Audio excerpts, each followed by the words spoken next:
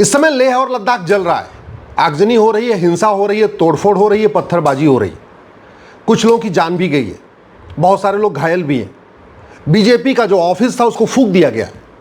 ये सब कुछ हो रहा है, जांच होगी, उसके बाद पता चलेगा इसके पीछे कौन लोग हैं, कौन सी शक्तियां हैं। लेकिन एक बात मैं जानता हूं, जब तक कांग्रेस के 100% कानून खत्म नहीं होंगे, भारत सुरक्षित नहीं हो सकता। भारत को बर्बाद करने के लिए कांग्रेस ने 2010 में कानून बनाया था, इसका नाम है FCRA।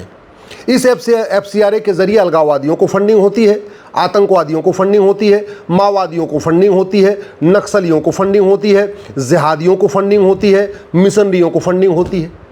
इस FCRA के जरिए भारत में उन सभी NGOs को फंडिंग होती है जो देश विरोधी काम करते हैं।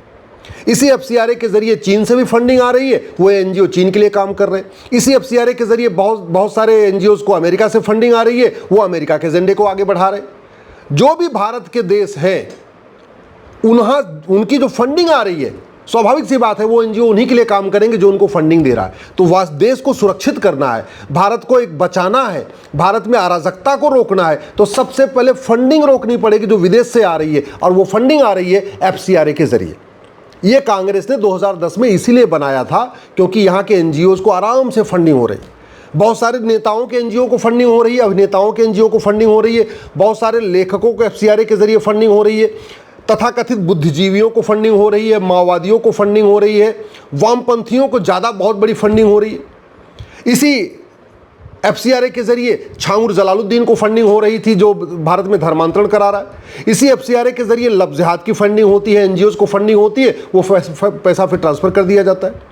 तो इस FCRA के जरिए भारत में घुसपैठियों की मदद करने के लिए फंडिंग हो रही है। बहुत सारे वकील हैं, उनके NGOs बने हुए, उनको फंडिंग आ रही है। तो उनके NGO को फंडिंग आती है, फिर वो जो वकील है वो घुसपैठियों के पक्ष में हाई कोर्ट, सुप्रीम कोर्ट में खड़े हो जाते।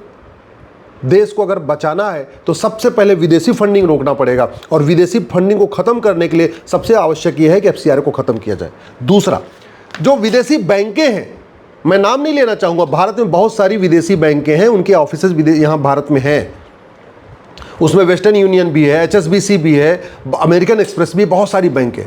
सारी बैंकें खराब नहीं हैं, लेकिन कुछ विदेशी बैंकें भारत में बाहर से फंडिंग करवा रही हैं। भारत के पैसे को विदेशी पैसे को भारत में अलगाववादियों को फंडिंग करा रही है। और फंडिंग कैसे करा रही है? वो जब पैसा ट्रांसफ़र करती हैं तो उसमें RTGS और NEFT यूज़ करती है। RTGS NEFT यूज़ करती हैं, हमारा RBI का सॉफ्टवेयर पकड़ ही नहीं पाता। मेरी PIL चल रही है कोर्ट में यूनिफॉर्म बैंकिंग कोड के ऊपर। तो विदेशी फंडिंग रोकने के लिए सबसे पहले क्या करना पड़ेगा? आपको FCRA खत्म करना पड़ेगा।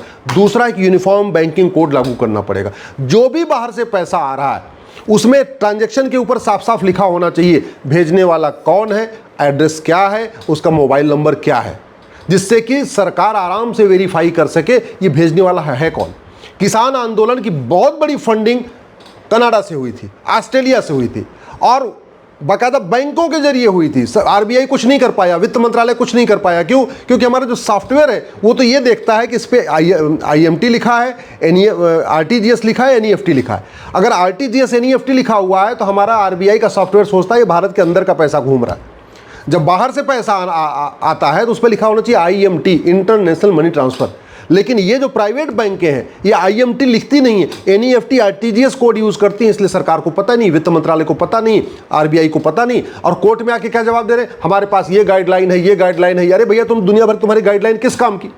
जब तुम फंडिंग रोक ही नहीं पा रहे हो, विदेश से पैसा आ रहा है अलगाववादियों, कुछ रोक ही नहीं पा रहे, चाहे वो कश्मीर के अलगाववादी हो, चाहे वो छत्तीसगढ़ के अलगाववादी हो, चाहे वो उड़ीसा के माओवादी हो, चाहे वो असम में जो विदेशी वहाँ पे काम चल रहा उसका है। जब आप फंडिंग नहीं रोक पा रहे तो आप नियम कानून बना के बैठे रहो। तीसरा, सबसे इंपॉर्टेंट है, भारत में ये अमेरिका का जो फेडरल पिनल कोड है, ऐसा ही भारत में एक भारतीय दंड संहिता बनाई जाए। ये अमेरिका वाला एग्जाम्पल मैं इसलिए दे रहा हूँ, वहाँ ना 50 कानूनों का मकड़जाल नहीं है, सिंपल एक कानून है। इसी में 150 धाराएं हैं, यानी 150 अपराध के लिए 150 चैप्टर बना रखे हैं। हमारे यहाँ हर अपराध का एक अलग से पूरा कानून बना हुआ है।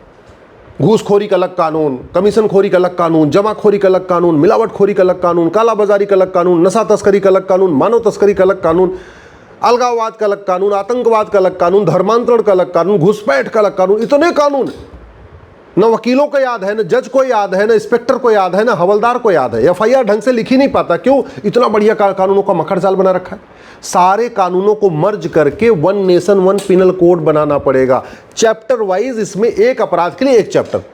हम कहते हैं अमेरिका में 150 चैप्टर है, हमारे यहाँ अपराध ज़्यादा है तो 200 चैप्टर कर दो, 250 चैप्टर कर दो। कम से कम एक किताब रहेगी, जो हवलदार है जिसको एफआईआर लिखना है वो बार बार इंडेक्स में जाएगा और चैप्टर नंबर देखेगा, उसके हिसाब से फट से धारा लिख देगा। जब एफआईआर अच्छा होगा तो जांच अच्छी होगी, जांच अच्छी होगी ट्रायल अच्छा होगा, ट्रायल अच्छा होगा सजा ज़्यादा होगी। जानते हैं भारत में किसी भी राज्य में 10% ज़्यादा सजा नहीं होती, 90% लोग छूट जाते हैं। क्यों? क्योंकि ढंग से एफआईआर नहीं लिखा जाता। एफआईआर लग गया तो ढंग से जांच नहीं होगी, अगर ढंग से जांच भी हो गई ढंग से ट्रायल नहीं चलेगा, और ट्रायल भी चल गया तो जजों की कितनी क्वालिटी सबको पता है कि दिल्ली का जो डिस्ट्रिक्ट कोर्ट का जज है उसकी क्या क्वालिटी है और छत्तीसगढ़ के जज की क्या क्वालिटी है, मुंबई के जो सेशन कोर्ट के जज हैं उनकी क्या क्वालिटी है, और आप देख लीजिए उड़ीसा के सेशन जज की क्या क्वालिटी है। भारत में जजों की क्वालिटी में जमीन आसमान का अंतर है। आप रांची के जज की अलग क्वालिटी, बेंगलोर के जज की अलग क्वालिटी, जब इसलिए ऑल इंडिया लेवल पे एक आईजीएस होना चाहिए। अगर भारत को बचाना है तो विदेशी फंडिंग रोकना पड़ेगा, भ्रष्टाचार रोकना पड़ेगा। जब तक भ्रष्टाचार खत्म नहीं होगा ऐसे आगजनी होगी, कभी बंगाल में होगी, कभी असम में होगी, कभी लेह लद्दाख में होगी, कभी कश्मीर में होगी। सीए के नाम पे कितनी आगजनी हुई थी, और सीए की फंडिंग कहाँ से आई थी? ऑस्ट्रेलिया से आई थी, कनाडा से आई थी, अमेरिका से आई थी, दुबई से आई थी, खाड़ी देशों के जरिए आई थी। फंडिंग रोकने के लिए जब तक हम काम नहीं करेंगे कुछ नहीं होगा। हम कांग्रेस को सुबह से लेकर शाम तक गाली देते रहे, राहुल गांधी को सुबह से शाम तक उसका मीम बनाते रहे, मजाक बनाते रहे, देश को कोई फायदा नहीं होना। देश को फायदा तब होगा जब कांग्रेस के द्वारा बनाए गए एक एक कानूनों को खत्म करेंगे। और अगर हर पार्लियामेंट के सेशन में एक कानून खत्म करते तो अब तक कांग्रेस के सारे कानून खत्म हो चुके। हर पार्लियामेंट के सेशन में एक एक कानून खत्म करते सारे अंग्रेजी कानून खत्म हो चुके होते। हर पार्लियामेंट के सेशन में एक एक कानून बनाते तो मुगलों का नामो निशान मिट चुका होता। हर पार्लियामेंट में सेशन में अगर एक एक कानून बनाते तो गुलामी के नाम भी खत्म हो गए होते, गुलामी के निशान भी खत्म हो गए होते, गुलामी की कुरीतियां खत्म हो गई होती, गुलामी की कुप्रथाएं खत्म हो गई होती। हर पार्लियामेंट सेशन में अगर एक कानून बनाते तो गुलामी की शिक्षा बदल गई होती, गुलामी की पुलिस व्यवस्था बदल गई होती, गुलामी की न्यायिक व्यवस्था बदल गई होती, गुलामी की प्रशासनिक व्यवस्था बदल गई होती। हर पार्लियामेंट सेशन में अगर एक कानून बनाते तो गुलामी की टैक्स व्यवस्था बदल जाती, गुलामी की व्यापार व्यवस्था बदल जाती। हर पार्लियामेंट सेशन में एक कानून बनाते तो अब तक पुलिस चार्टर लागू हो गया होता, जुडिशियल चार्टर लागू हो गया होता, एडमिनिस्ट्रेटिव चार्टर लागू हो गया होता, टैक्स चार्टर लागू हो गया होता, जस्टिस विद इन ईयर लागू हो गया होता। मुझे समझ में नहीं आ रहा है झूठ पकड़ने के लिए नार्को पॉलीग्राफ ब्रेन मैपिंग कानून क्यों नहीं बन रहा है? हमने झूठ को फ्रीडम ऑफ स्पीच क्यों बना रखा है? झूठ को गंभीर अपराध क्यों नहीं घोषित कर रहे? आधी समस्या वहीं खत्म हो जाएगी झूठ बोलना अगर गंभीर अपराध हो जाए। आधी समस्या खत्म हो जाएगी झूठ पकड़ने के लिए नार्को पॉलीग्राफ ब्रेन मैपिंग कानून बन जाए। भारत में जस्टिस विद इन ईयर हो सकता है, उसके लिए केवल 5 कानून बनाना पड़ेगा। यूनिफॉर्म पुलिस कोड बनाना पड़ेगा, यूनिफॉर्म एडमिनिस्ट्रेटिव कोड बनाना पड़ेगा, यूनिफॉर्म जुडिशियल कोड बनाना पड़ेगा, और एक सिटीजन चार्टर लागू करना पड़ेगा कि जो झूठ बोलेगा, जो झूठी शिकायत करेगा, जो झूठी गवाही देगा, जो झूठा आरोप लगाएगा, उसकी नागरिकता खत्म होगी। इतना करते ही सब ठीक हो जाएगा। भारत की कोई समस्या लाइलाज नहीं है, भारत की कोई समस्या विश्वव्यापी नहीं है। जो समस्याएं भारत में हैं वो चीन में नहीं है, जो समस्या भारत में है वो जापान में नहीं है, जो समस्या भारत में है वो सिंगापुर में नहीं है। सिंगापुर में आज भी सतयुग है, ये कलयुग भारत में ही चल रहा है। जापान में आज भी सतयुग चल रहा है, ये कलयुग भारत में ही चल रहा है।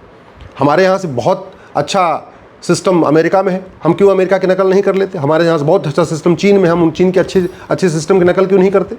आखिर हम हाईवे की नकल करते हैं, एक्सप्रेसवे की नकल करते हैं, एयरपोर्ट की नकल करते हैं, कानूनों की नकल क्यों नहीं करते? हम क्यों नहीं देख रहे हैं कि भैया जो समस्या भारत में है इनमें से जिन देशों में समस्या नहीं है, लाओ वहाँ देखते हैं क्या है।